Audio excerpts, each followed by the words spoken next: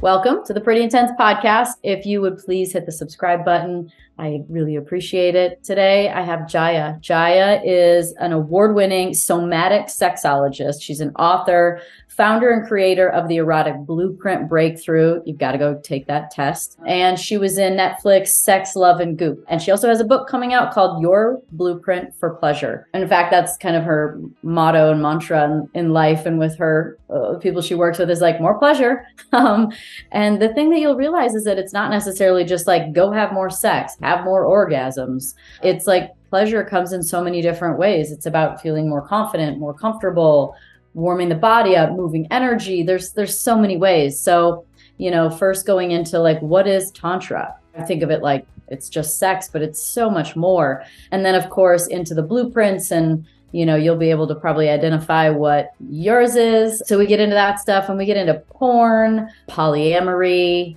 self-pleasure, all kinds of, everything around sex. Like what, and then of course, what do couples deal with and what do they, what is in the way of having a good sex life?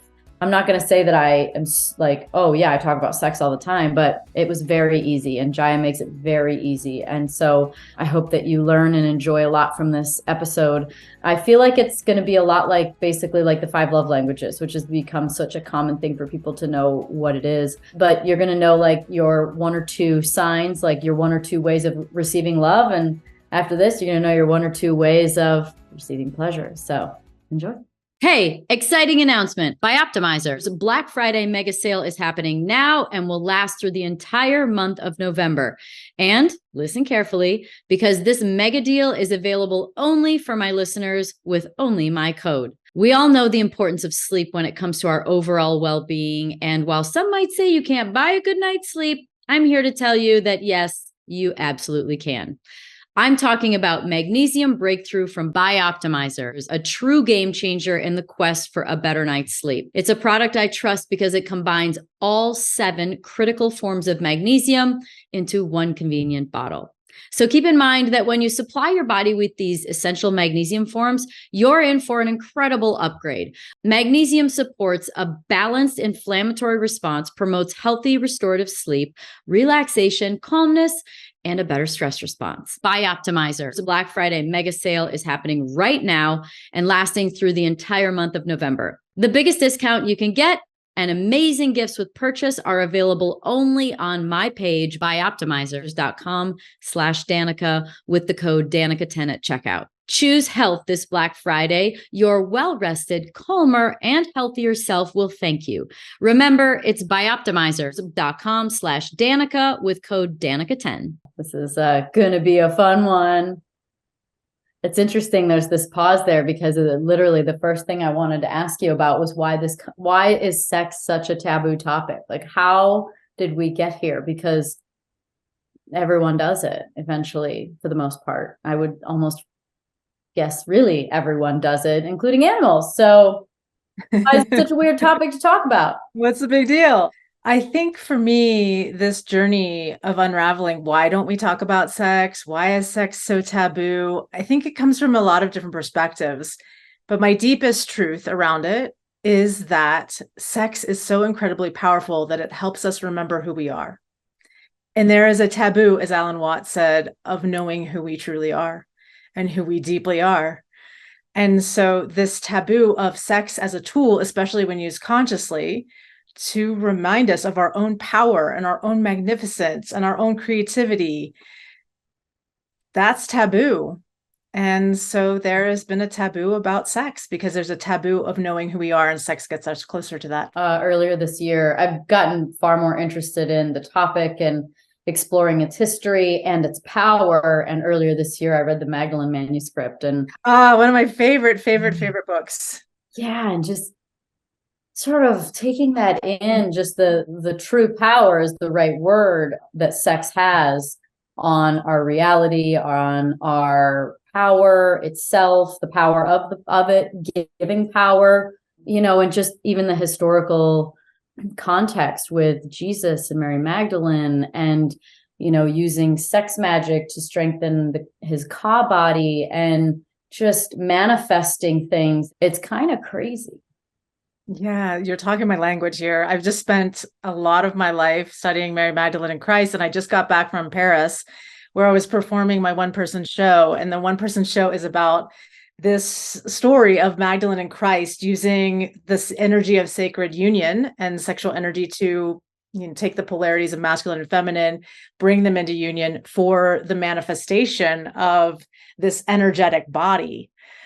And so I love the story of Magdalene and Christ. And really, I think it's interesting how we've suppressed the story in spirituality, that sexuality is a big part of that. And we've suppressed the story of the feminine in spirituality and the actual teachings and wisdom that have come from that. I think it's one of the biggest mistakes of religion is actually to separate, and not have the feminine as part of the teaching, and teachers and priestesses who are teaching these historical and very, very powerful techniques. And this is where we get into Tantra and, talking about the power of sex as a tool in Tantra, and eros gamos being sex, sacred union from the Greeks. But then when we look at the Maithuna rituals in Tantra or Tantric Tibetan Buddhism, and we start to really learn that maybe God wasn't just a man in the clouds.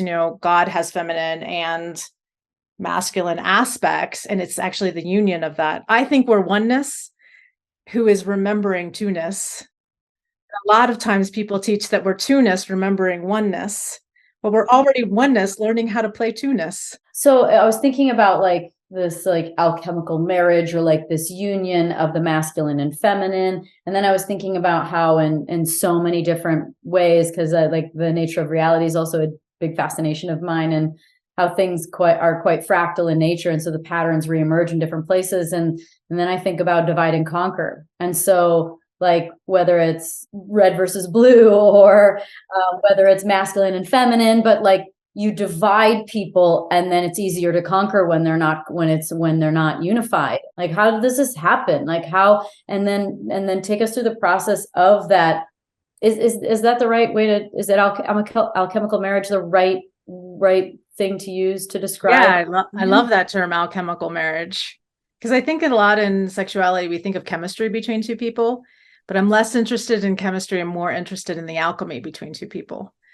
And like you just said, like, we have chemistry, we're at our whim of our biochemistry, or we're at the whim of attraction in chemistry. But if the intention in coming together with another person is how do we create alchemy, we're in a really powerful place. And so I love that you use alchemical union for, describing this very powerful experience that we can have through sexuality. And I think it's been forgotten. And I think one of the reasons why we live in such a polarized state is because within the polarized state, we get to play a different game. It's like through polarity that we actually learn who we truly are sometimes. And I also think it's through polarity that we have the universe that we have. We have a dichotomy within us that we're exploring, because if we're always in union, then we don't get to explore. I always say it's so lucky that we have these bodies and that we get to explore sensation and touch and taste and through the senses. I think sometimes spirituality teaches like, let's get away from the senses, and the body is bad and the flesh is bad. But there's actually also a path, and that's why Tantra was created. For the left-handed path of Tantra is, let's go through the body, let's go through the senses, let's use pleasure for our own awakening and our human aliveness. And it is about being both human and spirit, and that dichotomy, it's a yes and both. I think when we see them as separate, then they become even more separate. But when we can see, oh, masculine and feminine are actually one, it's a yes and. Yeah, I like that, because it's like the things that I've experienced, in the last 5 or so years of my life, it's the same whole. Like it's a continuum. It's just one side or the other of this continuum. So when do we know when something is actually hot versus when do we know when something's actually cold? And it's kind of just a continuum. Right.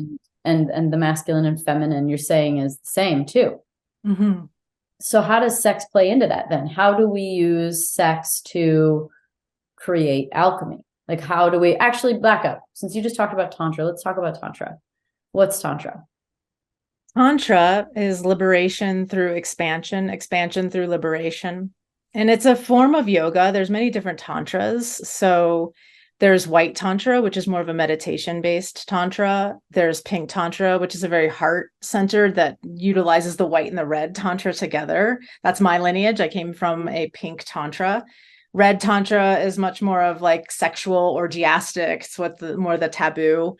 But if we're going to go really taboo, that's black tantra or agora tantra. And that's where we get into like the really taboo types of sexuality, which I'm really into studying. How do we transmute these darker energies? If we're going to use, again, polarities, dark and light, I see it as a continuum as well, not like opposites. But the agora tantrikas would take something that felt very dark or taboo or wrong and transmute it into unconditional love.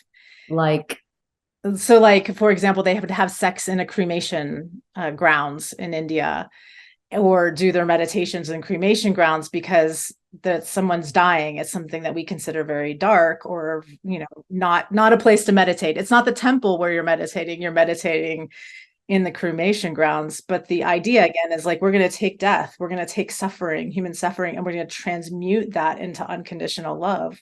We're going to utilize that for our own awakening. And they consider that a very advanced tantra, because with that very advanced tantra, it's easier to meditate in the temple than it would be, you know, to meditate, make love, and do sacred union and alchemy in a cremation. I don't know. Maybe some people would think different. Meditating in a temple or church would be like, depends on your background. Yeah. And so Tantra is a way, is a tool, is a methodology, is a science that helps us to feel union again. And again, different ways in which all the different tantrikas approach that. Kashmiri Tantra, for example, based on like Shivaism, that's very non-dual. So it takes you into a non-dual state of consciousness. And I love that as well. It's like, well, how do we explore all these states of consciousness where it isn't like one is better than the other? I think that's a really integral approach of looking at all the different tantras and going, well, let's visit and explore all of these. And what feels really good, what feels really pleasurable. That's always one of my mottos is, how can it be more pleasurable? How can orgasm, how can pleasure, how can we utilize that energy to have these awakenings of ourselves? And that's really exciting to think about, of we can do this in pleasure. We don't have to do it in suffering. I like that a lot. So when I feel like most anybody, including myself, generally speaking, you know, you think about tantric sex, or you think about tantra, and you think about just sort of like some state of ecstasy, some state of like prolonged ecstasy, perhaps, where you're able to, you know, you sort of step outside the normal pattern or rhythm of something, and there's the body and breath, and like your mind is used to sort of create this container that's more expansive and lasts longer than the norm. So what about that is accurate, and what am I missing beyond that, so that I can get a better complete feel for like what Tantra really is? The ecstasis is something that I think we start with, is going into these ecstatic, prolonged orgasm states. And there's nothing wrong with those states of consciousness, of course. Like, yes, let's go into these ecstatic states. Let's experience all that there is to experience within this human body, of all that is erotically possible, of all the states of ecstasy that we can go into. And then there's like, to me, the ultimate orgasm is that non-dual state of consciousness where you recognize that everything was birthed out of an orgasmic frequency. And that's, it's, you become one with everything. And there's the annihilation of yourself in that moment of orgasm. There's an annihilation of everything you've known into something that we don't even have words to describe. What are the practices, or what is the thinking and then feeling that allows you to get into that space? Because surely you don't just arrive there at some like fantastic orgasm one day where you're like, I'm one with everything. everything. Like you have to have some awareness to that idea itself. So what's the pathway? Go slow and gentle. I mean, people do have spontaneous experiences of that, but it often comes with like headaches and physical body experiences. And also, like, I don't understand what happened to me. So it's hard to integrate on the other side. So it can be a little disconcerting. I actually just had a really big spontaneous event happen. When I was doing my Mary Magdalene stuff in Paris, I had a spontaneous event that lasted 30 days. Yeah. Yeah.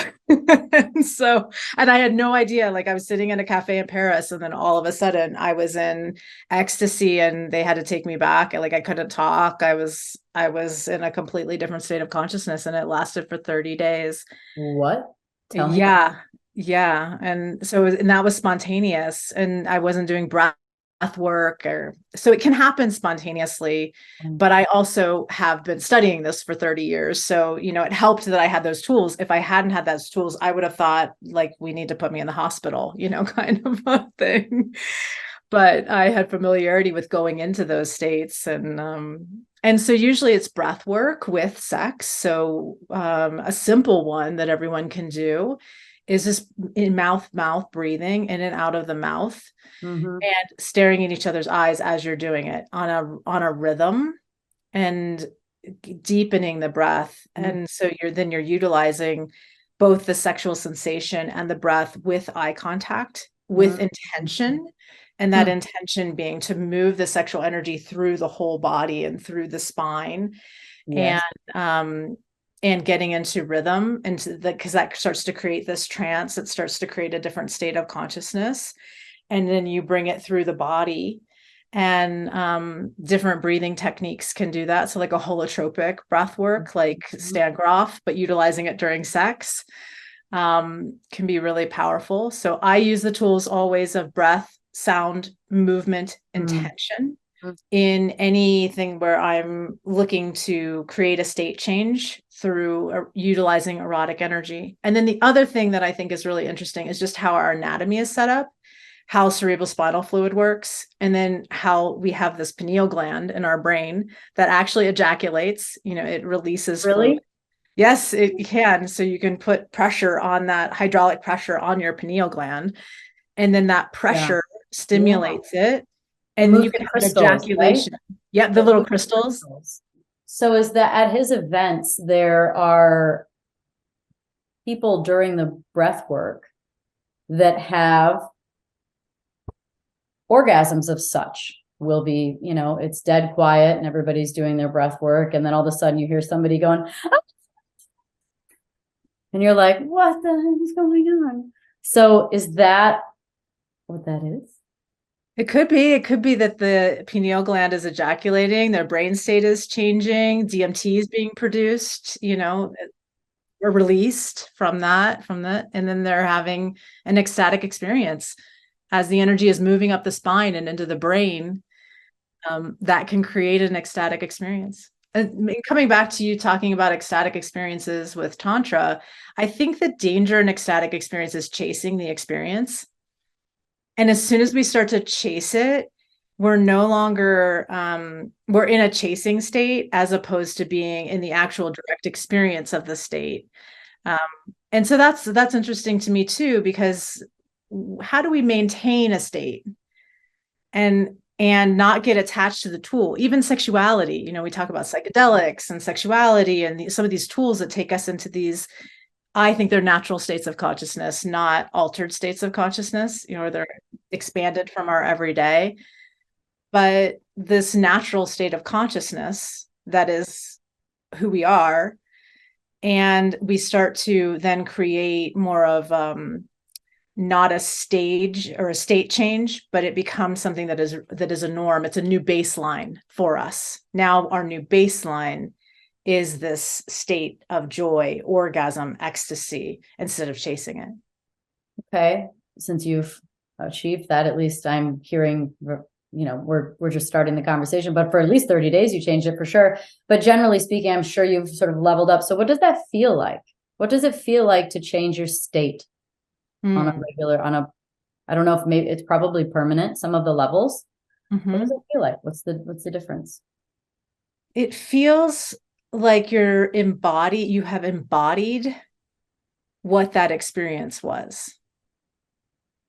And then even if something fluctuates, it's very easy to return. If something in life happens, Mm-hmm. you're not in resistance to those things in life happening. Mm-hmm. Mm-hmm. You are, okay, here's anger, and I love and accept that anger. Mm. And then the anger can flow as opposed to there's not as much resistance to what is Accept. showing up in life. Mm-hmm. And you notice that you've embodied something that before was just an idea, and now you're living it. And so you're living more like What are some of the ways that you get to the point where you embody something? Because I've experienced varying sort of things from the state of wanting, thinking, knowing, embodying, right? Like when they become embodied, there's really, like, for me, my experience of that is it's just like there's a knowing. It's just like it just is. There's Mm-hmm. no reaching, there's no not having, there's just it just Mm-hmm. is. Like it's something that just is now. Instead of like, man, I really want to trying to get that, or I don't want that. It's just things that are. And so explain how we can get to like the how do we embody? What are the pathways to embodiment of something? Hmm. Pathways to embodiment.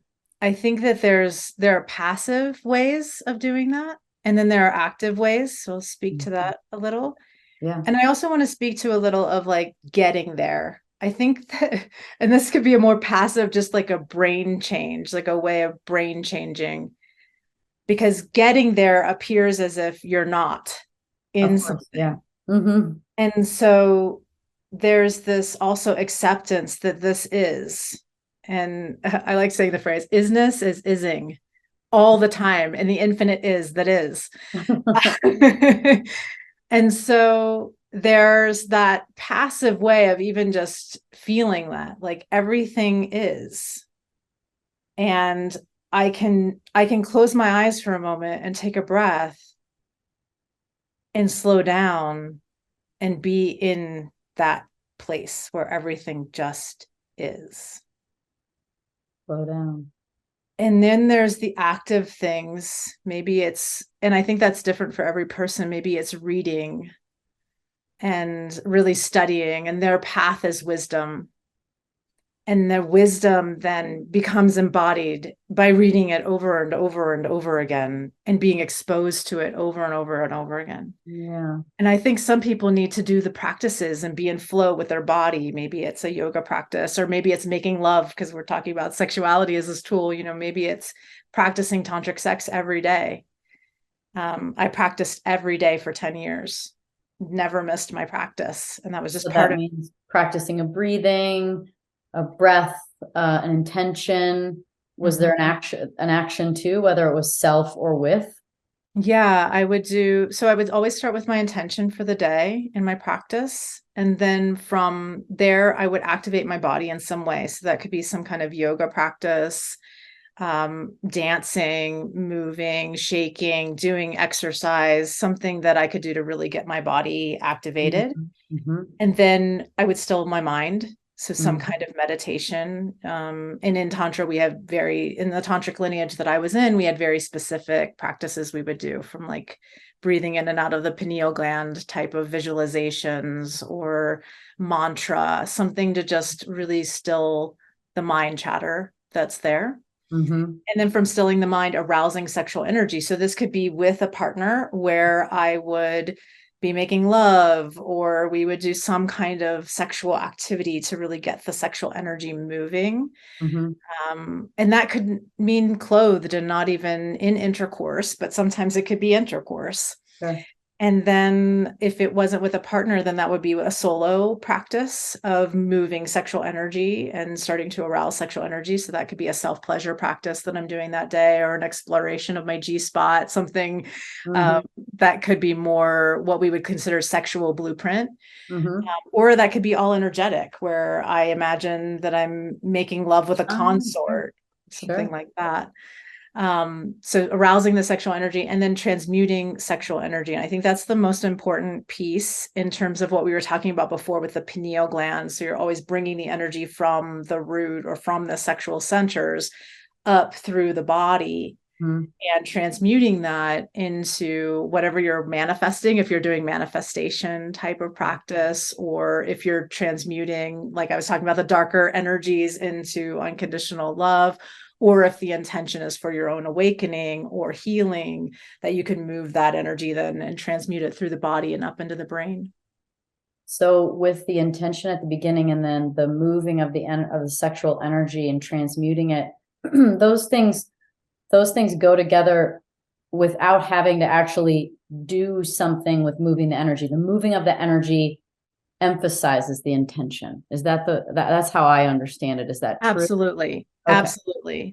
So holding your intention, and then when you move that energy up into the higher centers, then that's starting to move that into that manifestation realm. Yeah. I used to do a thing where in my company, they had Jaiya's orgasm in the morning, every morning. And that was because I was doing a manifestation practice. And in that time, I quadrupled my business. So, like, I was like, there's something to this. Like, somebody's like, Jaiya, did you get your orgasm done today? That's part for the day.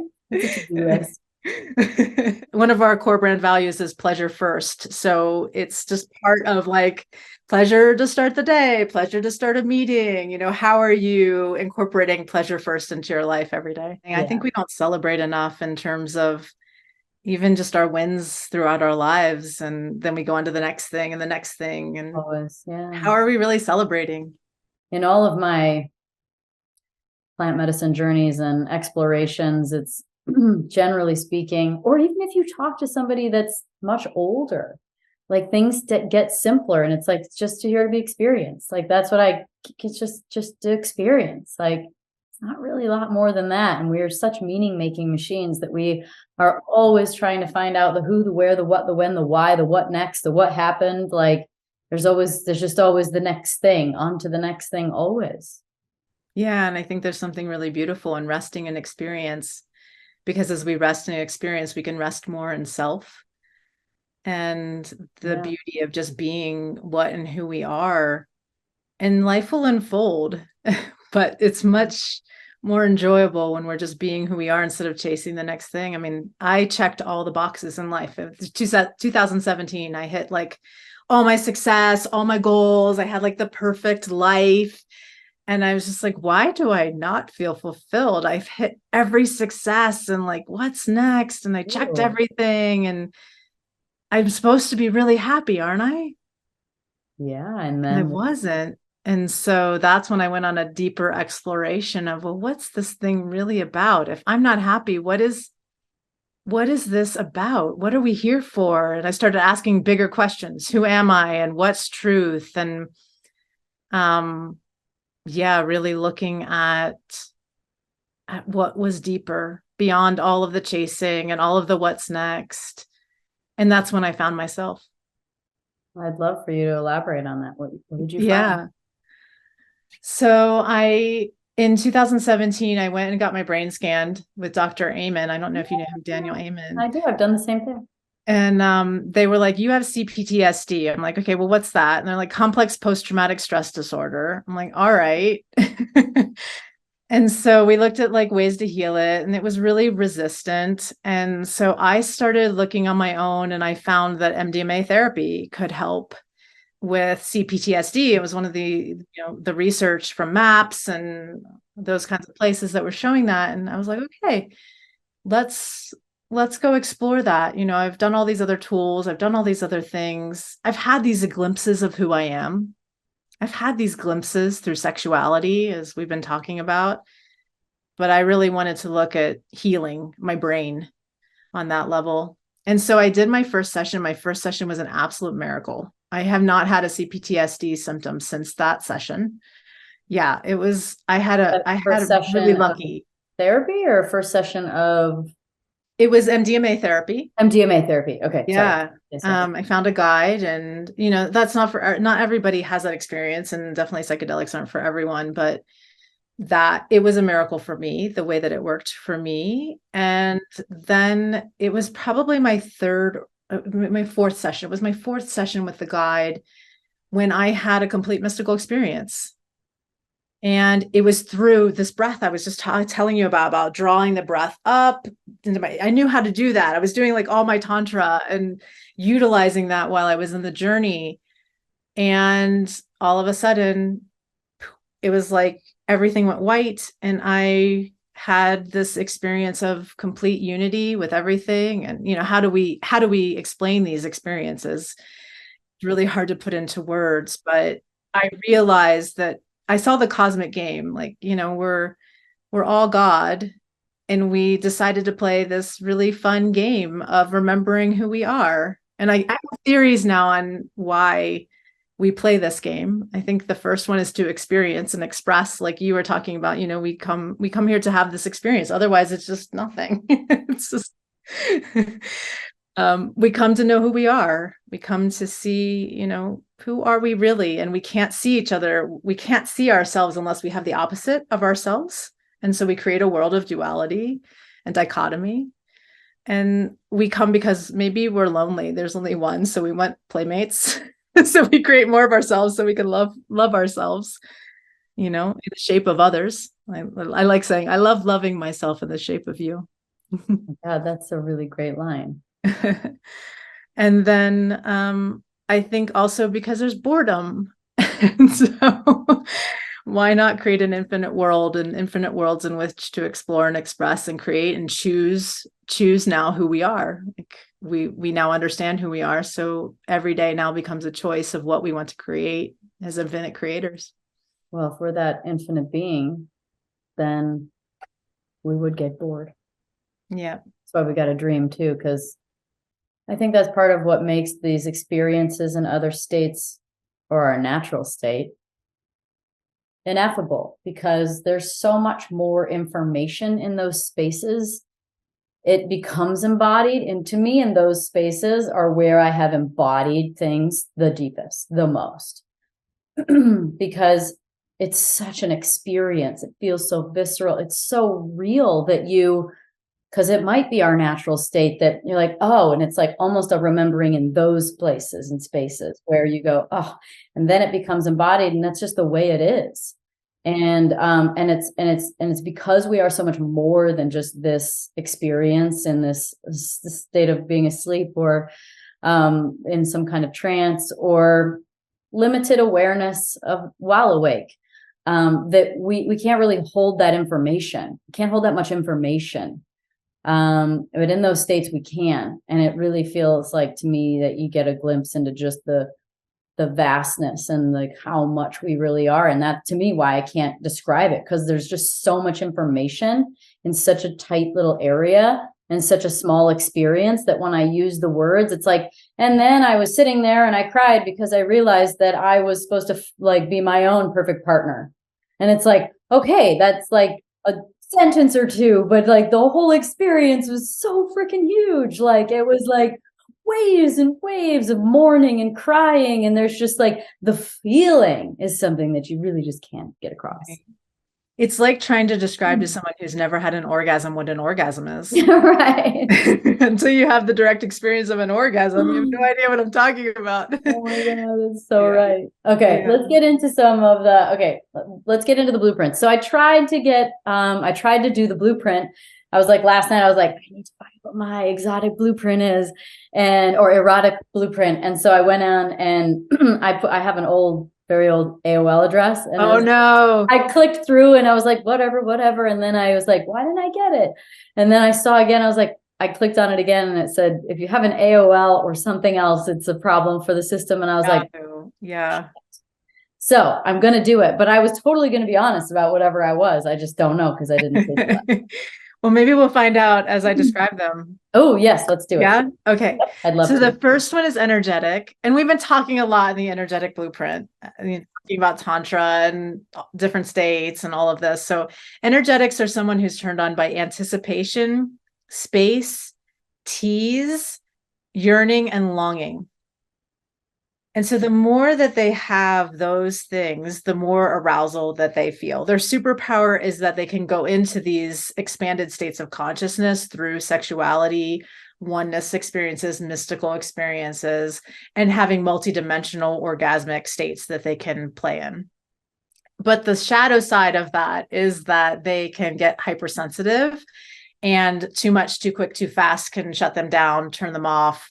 Oftentimes they've had some kind of trauma in their past that created the hypersensitivity.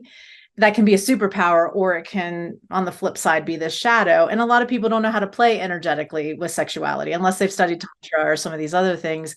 They don't really know how to do it. So a lot of times energetics feel like they're weird or they're broken, or they've put up an armor so that they can be sexual with their partner in the way that their partner wants, because people don't understand and they misunderstand that actually they're not sexually frigid or shut down. They're just so sensitive that less is more. It's like, don't do a cannonball into the water. Just dip your finger in and let it ripple slowly. And then a sensual is someone who likes all of their senses being ignited. So the sensual likes the touch collapsed. They like the smells and the tastes. They bring all the beauty and artistry to the erotic experience. So whereas the energetic likes all the space, the sensual is like, no, come slow dance with me, come cuddle with me, those kinds of things. And then the sensual shadow is getting caught in your head. So you are like, wait a minute, I need to call that person. Oops, you're just distracted by all the things. Breath smells. Is everything okay down there? These kinds of things are going on in your brain instead of enjoying the pleasure that can really come from the sexual experience. Another superpower of the sensual is that they can have non-genital orgasms. So orgasms from, I call it crevice sex, where, you're in like somebody's crevice, like the crook of their neck or behind the knee or the elbow. Do you know what the name of the elbow here is? I think it's funny. So the weenus and the vagina.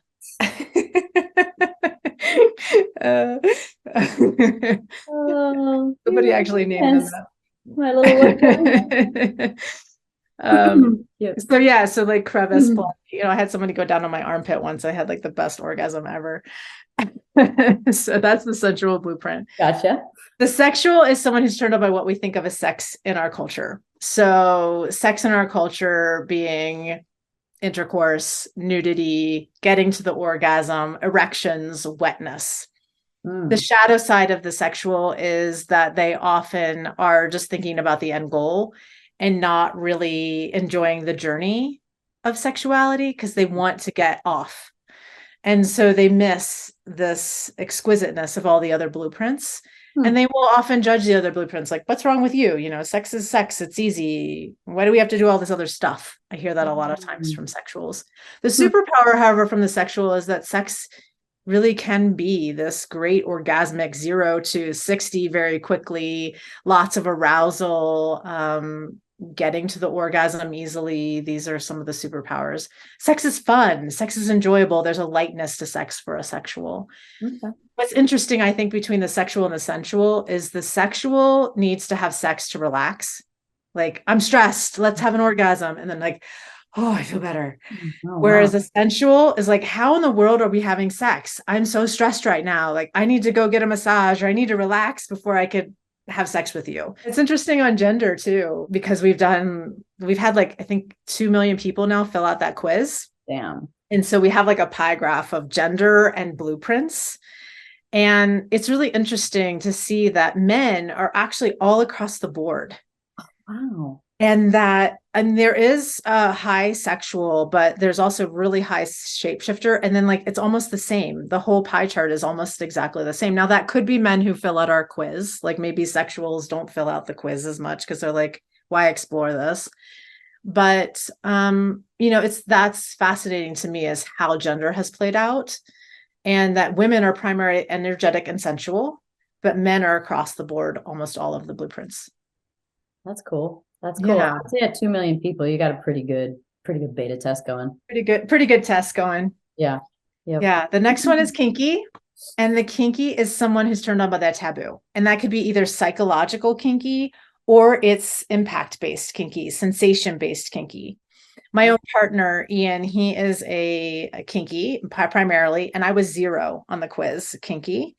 and I'm primarily sexual, and he was a 0. And so it made sense exactly like why we were complete opposites. So kinky shadow is shame, deep shame for why am I like this? Why do I like these things that are outside the box? Why am I like 6.5 years into our relationship and I did not know he was kinky because he had like, and I'm a sexologist. So I'm like, how do normal people talk about sex if my own partner, didn't feel Thank safe? God for you, or he would have maybe never known himself and been able to like really like fully tap into his sexuality. Thank Exactly. God. He was the first guy I dated who had vibrators, and I was like, all right, we can date. Like, you have your own sex toys. So that was fun. And then the kinky, also the superpower is endless creativity. Like, I can play in the realm of kink for the rest of my life and never learn all the fun things there are to do. I think we have a lot of judgment and projection about what kinky means, but really it is a broad definition because it's anything that's taboo for you. And within that, there's all kinds of things to learn, like if you like ropes, oh my goodness, there's shibari, there's Zen meditation rope, there's like all different kinds of rope ties that you can learn and play with and take years of study to do. And so that can be fun just to keep exploring all the different things. If you're bored, introduce kink. You don't need it's just not the slip knot or No. Although slip. I do like really quick rope ties personally because I'm a sexual and I want to get to it. Yeah. But my partner likes all the slow. And so, learning for that to be my turn on, how do we bridge those gaps? Maybe we'll talk about that. And then the last one's a shapeshifter, and the shapeshifter is someone who's turned on by all of it. And they love all of these things. They want to play in all of these things. They're turned on by everything. And in their shadow side, they've often been judged that they're too much. And I will say that a good reframe is you're not too much. You're just erotically sophisticated and you're not overly complex. You just really have a depth of sexuality that it can include everything, a full spectrum. You have a full spectrum sexuality when you are a shapeshifter. And my theory is that we're all shapeshifters. And that's really who we are, because we are all of it. Full spectrum sexuality would be exploration of everything and all of it and inclusive of all of it. But I think we get conditioned and programmed, especially because we have so much shame, as we were talking about at the top of the show. We have so much shame about sex that we get conditioned and programmed that this is okay or this isn't okay, or our traumas in life, that are unhealed still are playing out. And so we don't have wholeness in our sexuality. Yeah. And I'll also say, and you're already whole and you're not broken. And we're just integrating things that have been disowned back into wholeness. I got to say, I'm probably the first one. Yeah. Your eyes lit up the most when I was talking about the energetic. Yeah. I think that's probably the one. Is it like, cause there's another super helpful test, I feel like, in relationships, which the 5 love languages, and there's usually like a 1 and a 2, you kind of have like 2, but there's usually 2, but there's definitely a 1. And if I had to pick a 2, is it like that with your test, or is it more? Yeah. So we have 2 different ones, one that'll just tell you a primary one. And then we have a more in-depth one that will give you like percentages of every single one that you are. Okay. I think this is just me kind of reading a little bit what you might be. I think you might be an energetic shapeshifter. That's right. And I think you're going to love the analogy I always use for energetic shapeshifters. They're like the hyper sports car. If they were a car, they're like, you need a master to drive you who like knows just like how one to be so attuned to your system. But once they know that attunement and they know in their mastery how to be with you, you will open up and give them a full, experience. So I think you read that just right. You probably actually put more words to it than I even knew, to be honest. Truly, I'm not surprised because of, because being you, but I would say that's right. That was kind of my feeling too, as I was like, it's probably shapeshifter because the rest are fun. Well, the rest are good, but there's like energetic is definitely the feels one. But I can get down with it all. But I also, I think that's my curiosity with reading the Magdalene manuscript and my, for the last year, I've really been fascinated and wanting to learn more about sex magic, sexual energy, and just wanting that person that can come in and like meet me there, right? Like actually like show up and not just be disconnected and transactional with it, or awkward, or like, have there be issues that, get in the way. And as an energetic, you're going to feel all of that, right? You're going to be Yeah. attuned to when somebody's tentative and not confident. You're going to be attuned to they're not really present with me. The number one gift anybody can give an energetic, especially an energetic shapeshifter, is presence and awareness. I would say if I could teach one tool, it would be to have awareness and presence with someone, to be here now with another human. And that seems so simple, but I think we getting ourselves back onto the mat, or say, per se, I liken it to like a puppy, when you're trying to get it to pee on a newspaper. The mind is kind of like that. Like it wants to go pee in the corner, but you're like, no, over here on the newspaper. And that's like that present moment.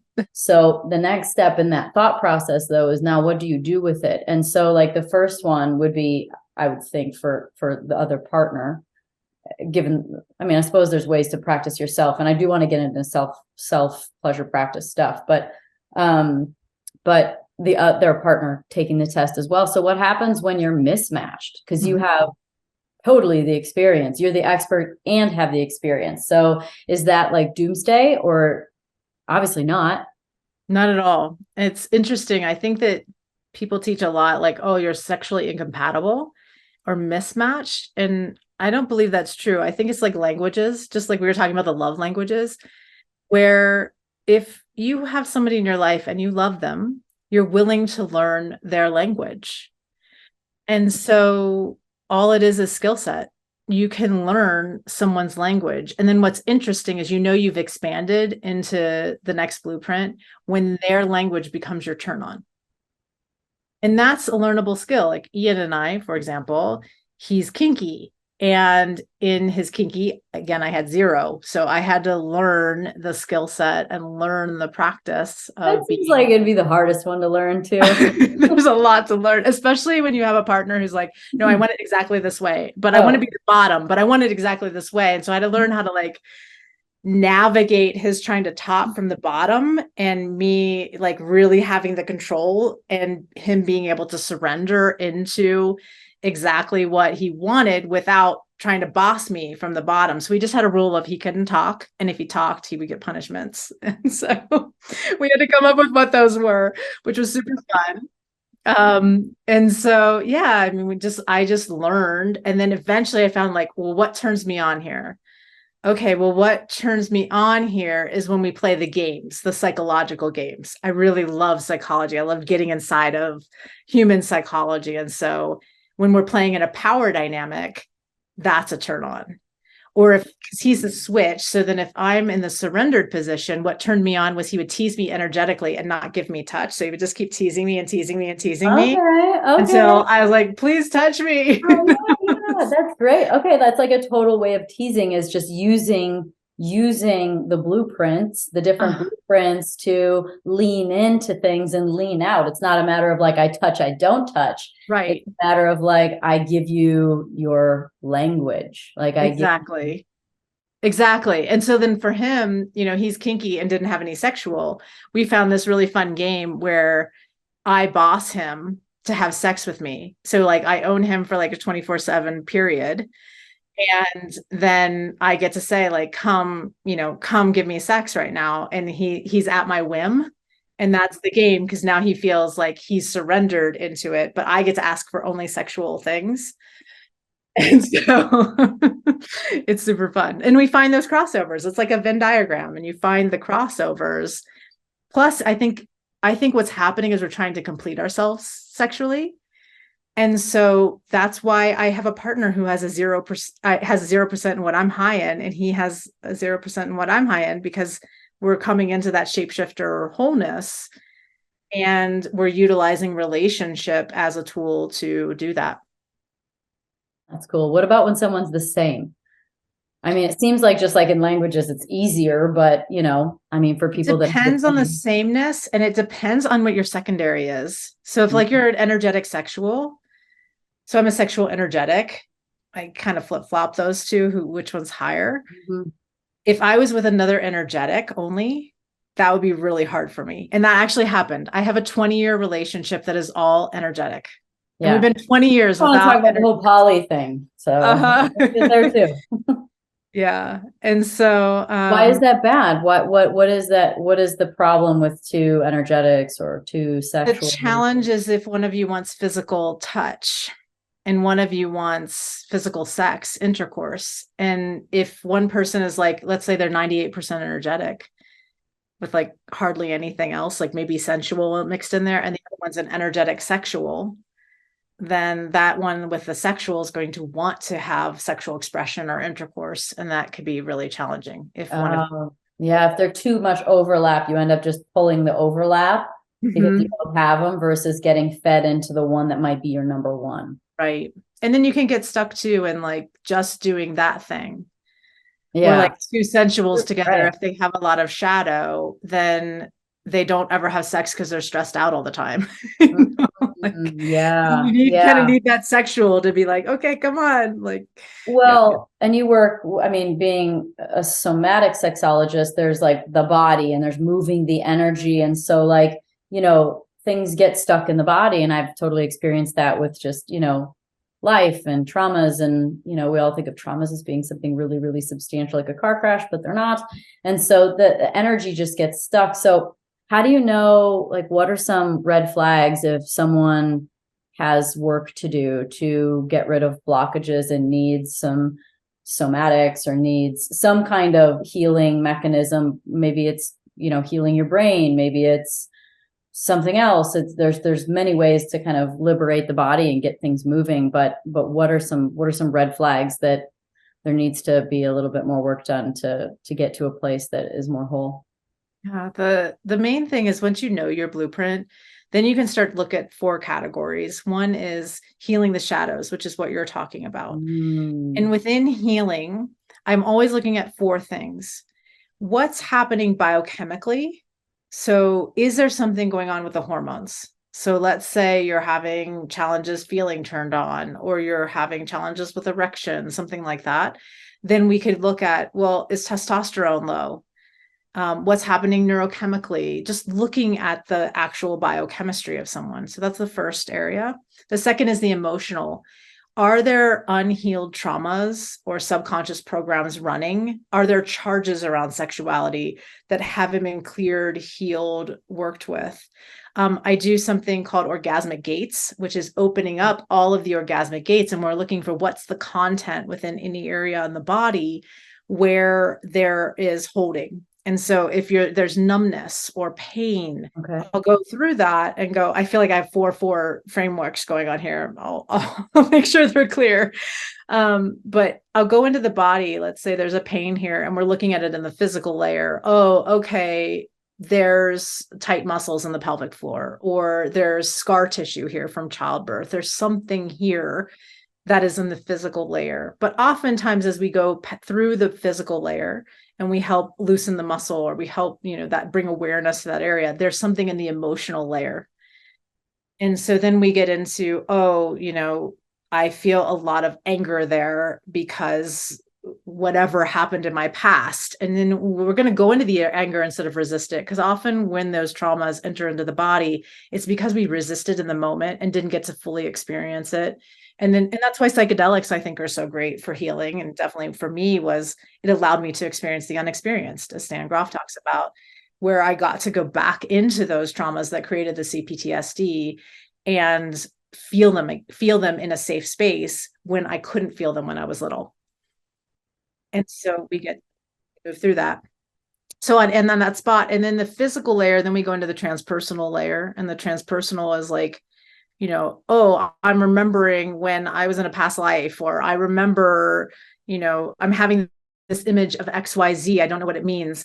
In allowing for that, I think a lot of times healers or people, who are doing body work will just be on the physical or the emotional layer.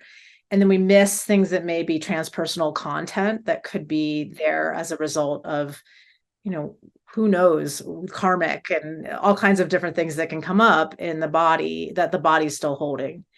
And then the last layer is the truth layer. And so once we've worked through that truth layer, then we start to see things like people going, oh, they're remembering that they're one, remembering, some truth about the trauma that was there in the body that we were working with.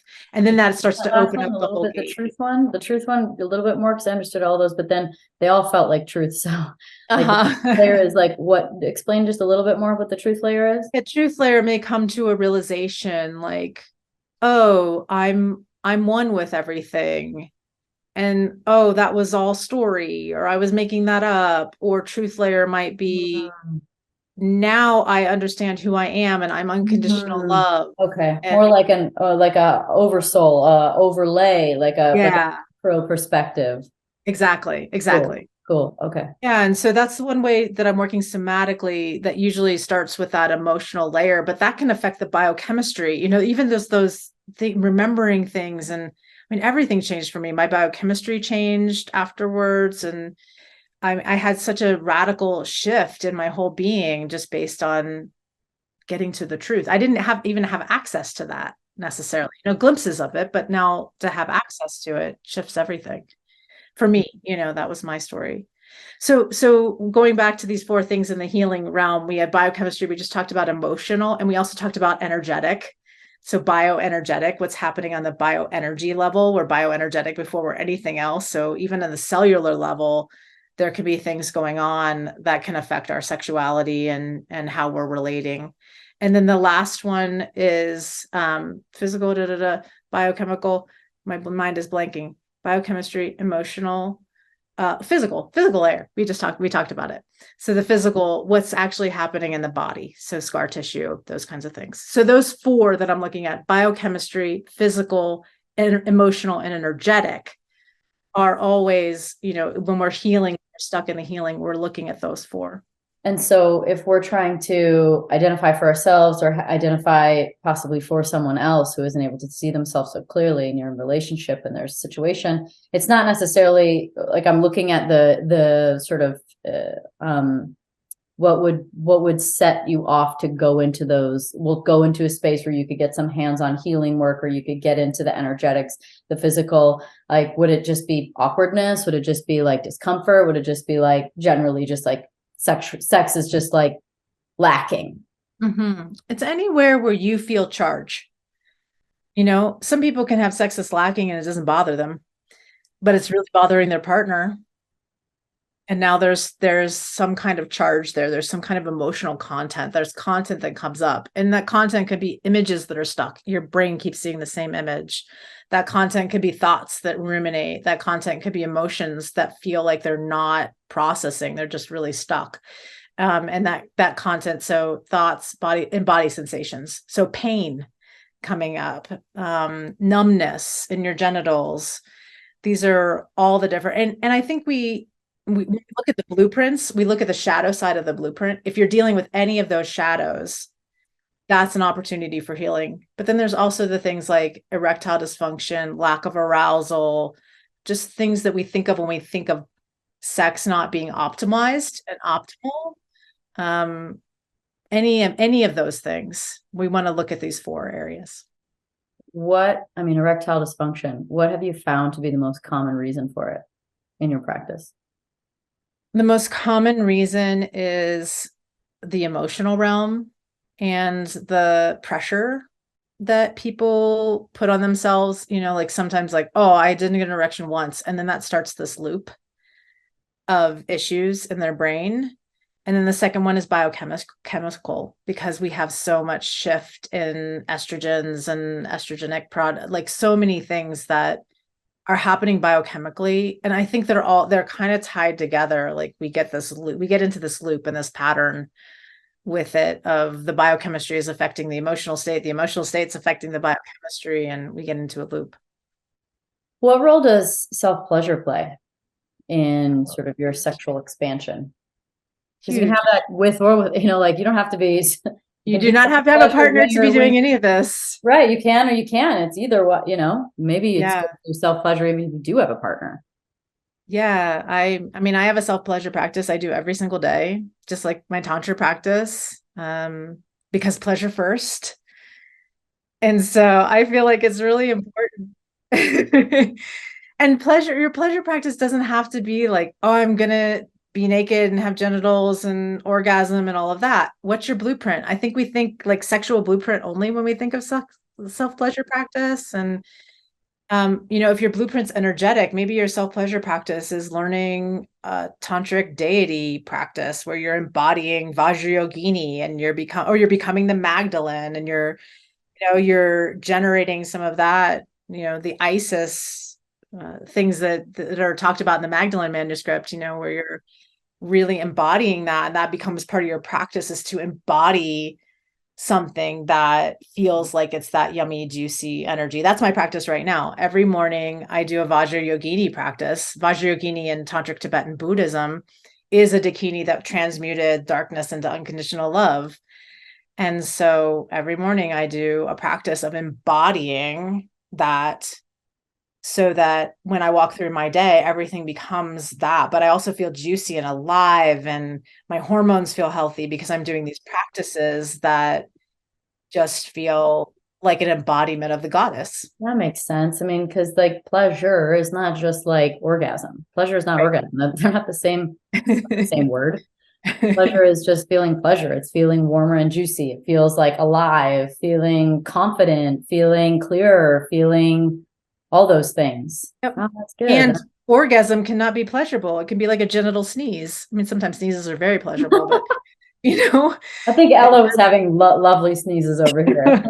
I heard those. And when she's done with dinner every night, she has other pleasures on herself too. I let her have it. I'm like, you do your thing. You do you. Isn't it interesting though how we as humans get shame, but animals don't? They like lick their butt and oh yeah, they don't have any shame about it. Yeah, no, I feel shame for her. I'm like, oh God, I hear you over there. So it's a good practice. It's like, so self-pleasure is a way of sort of learning about yourself. It's about pleasure first. And it's about filling your tank. Yeah. And manifesting too. I think could be a really good big layer to inspire people to more practices. What do you want? And incorporating that in so that you can sort of use the energy to boost whatever it is that you want. Yeah, and that can be personal. That can be for the world.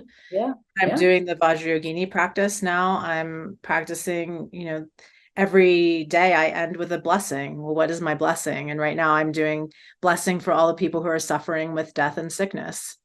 And that's my intention, is that that's something that I'm utilizing the sexual energy to then be able to take that unconditional love and bless. So it doesn't always have to be, it could be personal, of course, but it can also be something when we're looking at like Tantric Tibetan Buddhism, where you're really giving the compassion to the world through our practice. What about, I feel like it's something that I've only learned about in the last few years a little bit more. And it's not something that I watch, but porn.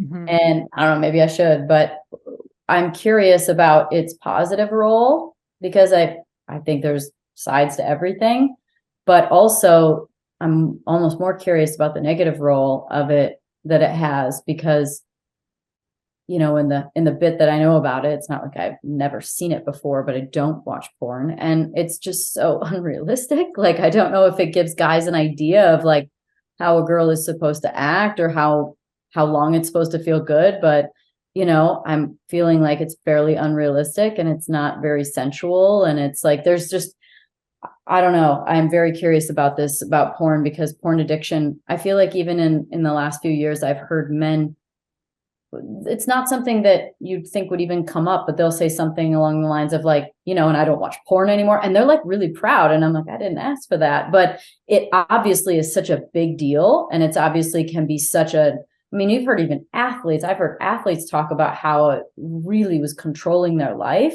I'd love for you to share what the shadow side of that, and how it's grooming people, but probably especially men, but women watch too. Mm-hmm. Yeah, it's interesting. Oftentimes I'll say it's how you use the tool, and is it leading you back to yourself and into embodiment? And that would be the question. So I think the way that most people, are they in right relationship with it, or are they using it? And so just like any tool, it can lead us to our greatest ecstasies, or it can be used detrimentally. And where the way that I see the shadow side of it is the somatic habit that gets formed. And so if you're sitting in front of your computer and you're hurrying and you're getting to like the one part is very sexual blueprinted, or oftentimes kinky blueprint, because it feels like it's taboo. Or you'll see a lot of kink and sexual blueprint in porn. And so then, if you're rushing through it, you're creating a rush in your body. And that's where sometimes premature ejaculation comes from, or even the erectile dysfunction, as we were talking about, because now you've got a habit that your body knows to get turned on. That habit becomes a rut and eventually becomes a grave.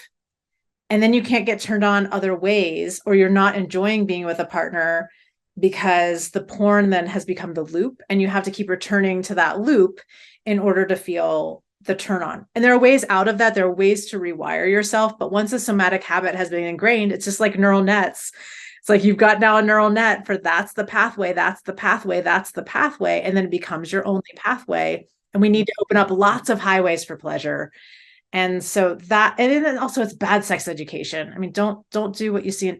If you have to have your face like this for great oral sex. In the porn, they have to do all these other things so people can see. It's just like the gymnastics of filming doesn't equal great sex. Things on camera are not very real. I'm just want to tell everyone, like, cheat to camera is a very, very, very common thing you're told. Yeah. No, get in there. But cameras can't see what's really going on, what's really good. Now act like it feels really good. Yeah, just keep going. I know it's been 10 minutes, but of course it feels like of course it still feels good, doesn't it? That has been a half an hour. But the good part of it is that sometimes people need it to feel like, sometimes if they're not feeling arousal and they're very visually stimulated, they could use it at the beginning, to like get aroused, or share with a partner about like, what about you turns you on, like good discussions about sexuality and what are things you'd like to try, and being open to creating safety for each other to actually have the conversations about what are the things here that do turn you on, and how can I fulfill that? That's a full yes for me. Because it may not be the thing that I'm fulfilling. It may be something underneath that I'm fulfilling. Yeah. Check yourself before you wreck yourself. Okay. Poly, again, all the rage these days. It doesn't seem that I look at it and I'm like, who makes this work? But you're making this work. So you're a great person to ask. It seems hard enough to have one, let alone multiple, but hey, I'm very curious if this is also the pathway of the future in some way. Like I really am.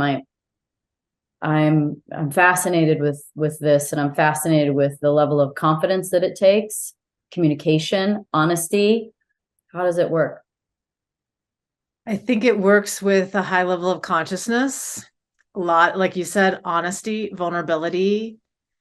I choose the humans, I choose people really well to be in relationship with. Doing your own personal growth work. If poly is really your way, some people say poly is a lifestyle, and some people say it's like an orientation where it's more how you're wired. I've been in polyamorous relationships for 30 years now. And one of my relationships is over 20, two of them are over 20 years. One is 16 years and one is 5 years. Was it even called poly back then? I mean, was there even a word for it back then? Yeah, it was called poly back then. Okay. Yeah. Relationship, poly, ethical non-monogamy were some of the things. And we have a poly constellation. And so we're like a poly family, more of a family. Yeah. And it works really well. We have a lot of harmony.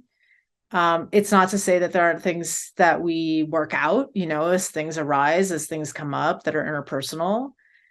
But I think, and people ask me all the time, like, how have you been so successful? Because there aren't a lot of successful role models that we see out there. And I think one of it is that we all unconditionally love ourselves. Every single one of us have found unconditional love for ourselves. And then everybody gets it because we have it. So if we have it, and it's not to say that you can't have unconditional love in monogamy too. Like, I'm not anti-monogamy or anything like that. But that's what makes it work, is that we are all have had some level of human awakening. We operate at a certain level of integral consciousness, and we love ourselves. And then it's easy to love each other because we're just being love with each other. Do you think that there's a certain kind of personality, a way to direct the ship for like who enters and is successful in poly versus who isn't? Like, is there any way to sift through humanity and go, this is the kind of person it works well for, and this is the kind of person it isn't? And I heard you already say, obviously, a high level of sort of conscious awareness and consciousness and honesty and communication, but Vulnerability. Yeah. I think it's a person who has high compersion. I don't know if you've ever heard this term before, compersion. oh, but I love learning new words. So compersion means that I'm turned on by what you're turned on by. And so, for example, like when my lover Ian goes and he's with another lover of his, I like want to hear everything about it, and I want to know everything that happened because it turns me on to hear about his happiness with someone else. And so I'm turned on by him receiving pleasure in life, it doesn't have to be just for me. And so that I have a high level of that. And so do three. Ian's the only one who didn't have a high level of compersion, and he would really struggle.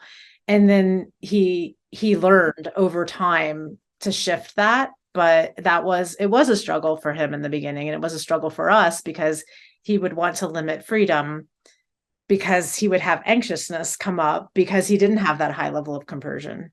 But the rest of us were all like, yeah, like But you want to see, oh, go tell me everything. You wanted to see everyone win. You want people to keep winning, and Exactly. when they're happy, that is winning. So what's the arrangement? Because there's so many ways to arrange. Absolutely. poly And I think relationship. that's another thing, is like finding what arrangement is right for you. Because for some people that's, and I don't like, polyamory is not more evolved than monogamy. I think some people get that wrong idea. Like, oh, if I'm monogamous, then I'm not as evolved. I think practicing sacred monogamy is just, it's beautiful. Like we have these sacred unions, and that can be very, very sacred in and of itself. And so I think some people can start to think that, oh, I'm not evolved because I can't do this poly thing. Well, if it's bringing you distress, then that's a sign that you're not in the right configuration. That can be true too for monogamy. Like I'm in distress all the time because I want to be with someone else. I have a relationship where he's gay and he fell in love with me and I fell in love with him. And so we've had this 20-year relationship, and it wouldn't work if we weren't in an open situation, of course, because he likes to have sex with men, but has been in love with me for all this time. We have a beautiful relationship. So do you have sex then? We have never had intercourse in our 20 years. And like any level of pleasure. But we have a tantric total. We get together and we just sit and we start running energy together, and then the whole thing opens up and we go into total cosmic. We dance out in the cosmos together. It's completely energetic sexual relationship. And it is so hot and so erotic. And, and he said to me, it was really funny one day. He's like, yeah, we just don't meet in the sexual blueprint. And I was like, yeah, but it's so erotic when we're together. And he's like, yeah, Jaiya, you called it the erotic blueprints. I'm like, oh yeah, it's so erotic. So, there's just things that work too. And I think sometimes people get married and then they find out their partner's gay, or they feel like they're not sexually compatible. It's like, well, but you could still stay together and love each other as long as you didn't feel distress when your lover is with someone else. You could still raise a family together. You could still, like, we have so many different forms of relationship, and it's paying attention to loving yourself, and where do I feel distress within this relationship, and how can we adjust? And that all is success, because you're innovating your relationship all the time. I don't think we have one relationship. We're innovating, and people who innovate succeed in longevity because they're willing to innovate. They're willing to have the conversations. They're willing to fuck up and then, fix it and repair. And that's how we operate. I'm going to mess up, and that's okay. There's somewhere where I'm going to do something and I'm going to mess up, but it's how we repair and how we recover that actually creates even deeper bonds with each other. Yeah. Well, because there's vulnerability in that. There's the fuck up, the I'm sorry, is the crying, the mending, like all of that takes a level of vulnerability instead of just shutting down or running. Like all of those things are generally easier than facing the shit. And we're all willing to sit in it when we do. All willing to sit in it and see it as our growth. Like, okay, wait a minute. I'm going to go work on that. We'll go work on that thing, because I think relationship is this beautiful opportunity for us to get even more free. Yeah. Relationship and sexuality. Again, how am I utilizing these tools and not mistaking the tools for the thing? Be it psychedelics, be it sex, be it relationship. So then what's the, so like in Jaiya's dreamland of like the cascade of people stepping into a healthy sexually healthy situation for themselves and then with others, if that's what they want, then what does that look like? Like, what is the cascade of that look like when we all get to that place? I love that question so much. It's so delicious. I feel like we're co-creating right now a whole new world. I see a world where through sexuality, and when I say sex and sexuality, I want people to keep in mind that this is a tool for your own awakening, and that we're coming together without shame and with clear intention, that we are in right relationship with our sexuality. And in that, we clear some of the darker aspects on our planet that we have had around sex, the shame, the taboo, violence, because we're all moving into a state together of unconditional love for you, from you. And when you have that, then everybody gets it. And we're going to treat each other very differently when we're coming from a place of unconditional love for ourselves. And then I believe that orgasm and pleasure and sexuality brings world peace when it comes from that place. We come into a peaceful reality, and we don't need anymore to be playing out our opposite, because we've remembered and we're using memory now for that opposite and for this. And so that sexuality becomes a place of freedom, of unconditional love and awakening on our planet, which shifts our relationship, and we move into right relationship with everything, because we realize that everything is us. That's a really dreamy place to be. And I call it Butterfly Island. Butterfly Island, I like it. Because it always seems like, when you're in relationship, you can usually look to sex to being one of the places that suffers pretty quickly if something's wrong. And so it tends to be where you're squeezed the hardest, and where you sort of like there's the most tension, resistance, discomfort, like whether you're pushing against the other person or yourself, that is like one of the ultimate hot spots. Yeah. I wish for everyone just to have that opening, to have that moment, to have that glimpse through sexuality where they go into that place we've been talking about that's undescribable. Well, for everyone to have that moment. Well, it starts with taking the test. It does. I got to take mine live, y'all. I bravely took mine live. And I'm glad I did. Thank you. Yeah, thank you so much for, being willing to have this conversation. And I just really appreciate the depth of your questions and the depth of thought of your questions, because it's important, I think, for our planet and for our humanity and for our own discovery of a deepening here around what sex is. Yeah. Thank you. I try not to think about like my dad much during this, but like, what would he think when I said these things? But that's the healing, right? It's like on all levels, we're all doing it. I came from that. And so did you and everyone else. Yeah. I mean, we're all a product of sex. And the moment we shame the thing that we're all a product of, we've shamed humanity. I was listening to something in preparing to talk to you. Another sexologist said that in history, by controlling sex, you're controlling human psyche because it is such a big part of our existence. 100%. Agree with that? 100%. I do. And especially for those of us who are in vulva bodies, who identify as women, I think that there has been an aspect of controlling our sexuality, because I always warn my clients when they come work with me, I say, because the men are always like, I want her to open up, I want her to da, da, da. And I'm like, be careful what you wish for, because once we open up the sexuality, dark goddess in there. Okay. Yep. Exactly. And then it often happens. So like, you told me about this moment and now it has happened. And help. Wow. Well, like, what do like the most common thing? I was curious, like, what the most common thing people come in for, and then what do you end up discovering? Because there's inevitably a certain level of comfort to come to work with a sexologist, but then there's still layers of conditioning and fear and embarrassment, and there's probably something else that you discover in the journey with them where you're like, oh, there it is.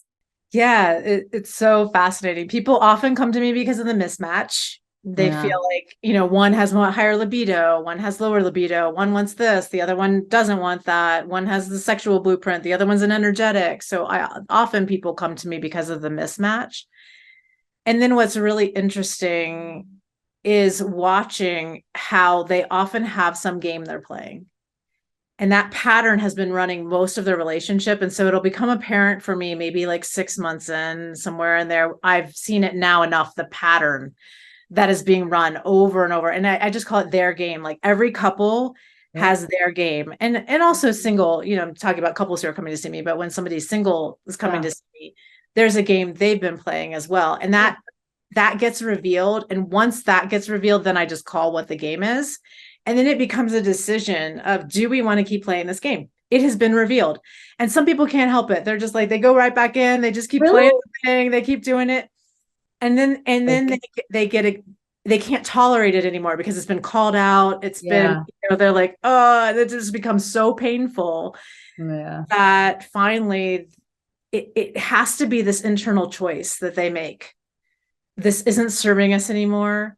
We have to stop doing this thing that we've been doing to each other, because there's something in our psyche that has been trying to grow and we have not been getting it. So we need to get the thing that it's trying to tell us. Yeah. And so, there's a joke that Jaiya has a process for that. So we often process through it and get the psyche to integrate back into that part of the psyche, to integrate back into source, back into awareness of who they are. And the beautiful thing is that pattern all of our patterns, all of these what we consider negative emotions, are just trying to lead us back to who we are.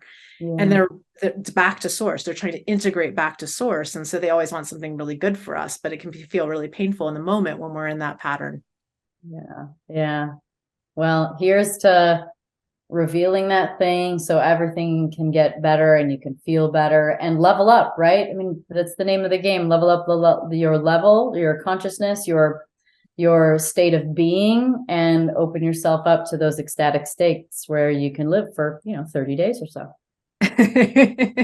And that's a whole other thing. I don't know if I'd wish anybody on that one. That was a really intense experience. Wow. Was it like an orgasm for 30 days straight, or was it like a just like not in your body for 30 days? It was like, I'll liken it to this. It was like being on 10 grams of mushrooms at times, and then like taking 5 MEO at times.